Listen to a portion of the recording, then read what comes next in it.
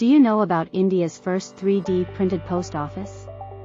The post office is being constructed in Bengaluru's Cambridge layout, and it's expected to be completed by July 2023. The building is being constructed by Larsen & Toubro, L&T, and is costing 23 rupees lakh, which is about 30 to 40% lower than the cost of building a conventional post office. The 3D printing process involves using a computer-controlled printer to layer concrete to create the building structure.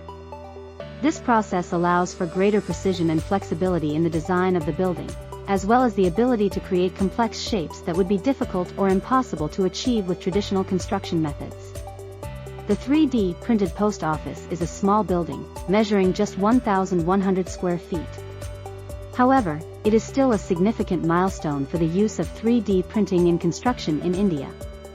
The project is being closely monitored by the Postal Department, which is considering using 3D printing to construct other post offices in the country. Here are some of the advantages of using 3D printing to construct post offices. Reduced construction costs. 3D printing can reduce construction costs by up to 30 to 40%.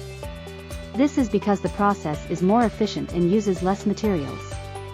Increased flexibility. 3D printing allows for greater flexibility in the design of the building. This means that post offices can be customized to fit the specific needs of the community. Faster construction. 3D printing can speed up the construction process by up to 50%. This is because the process is automated and does not require as much manual labor. Sustainability. 3D printing can be used to create more sustainable buildings. This is because the process can use recycled materials and can be more energy efficient than traditional construction methods. That's all for this video. I hope you enjoyed learning about India's first 3D printed post office. Please subscribe and like my channel. Thanks for watching.